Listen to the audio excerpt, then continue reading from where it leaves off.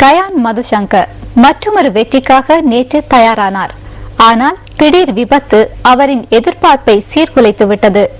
நேற்று வெற்றி அவர் வசம் காணப்படாத விடினும் அவர் வசம் அதிர்ஷ்டம் காணப்பட்டதாக வைத்தியர்கள் தெரிவித்தனர். அகில இலங்கை ரீதியாக தனது திறமைகளை வெளிப்படுத்திய கயான் மதுசங்கவின் உடல்நிலை தொடர்பில் ஆராய்வதற்காக அவர் சிகிச்சை பெறும் தேசிய வைத்தியசாலையின் அவசர சிகிச்சை பிரிவிற்கு நியூஸ் ஃபர்ஸ்ட் இன்று சென்றிருந்தது.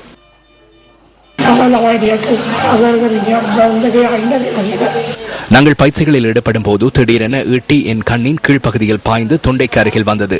அதன் பின்னர் மயங்கிய நிலையில் என்னை வைத்தியசாலைக்கு கொண்டு சென்றனர்.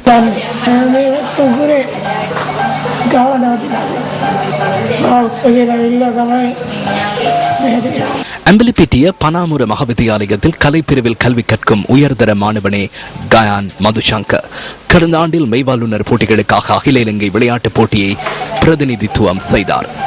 பனாமுர மகாவித்தியாலயத்தில் நேற்று நடைபெற்ற பயிற்சி போட்டிகளில் ஈடுபட்டிருந்த வேளை மற்றும் ஒரு விளையாட்டு வீரர் வீசிய ஈட்டி அவரது இடது கண்ணின் கீழ்ப்பக்கத்தில் பாய்ந்தது. பின்னர் அவரை அம்பலிப்பிட்டிய ஆரம்ப வைத்தியசாலைக்கு சிகிச்சைக்காக கொண்டு சென்ற போது ஈட்டியின் ஒரு பகுதியை அகற்றிவிட்டு மேலதிக சிகிச்சைகளுக்காக அவரை தேசிய வைத்தியசாலைக்கு அனுப்பி வைத்தனர். நேற்று மாலை தேசிய வைத்தியசாலையில் அனுமதிக்கப்பட்ட கயான் சுமார் 5 மணித்தியாலம் சத்திர சிகிச்சைக்கு உட்படுத்தப்பட்டார். இவரை வைத்தியசாலைக்கு கொண்டு வரும் போது ஈட்டியானது கண்ணின் கீழ்ப்பகுதிக்கு பாய்ந்து தாடையின் மேற்பகுதியை கிழித்துக் கொண்டு சுவாச குழாய் கரையில் நின்றிருந்தது. அதே போன்று ஈட்டி பாய்ந்தமையால் அவரின் நாசி பகுதிக்கு பாதிப்பு ஏற்பட்டது.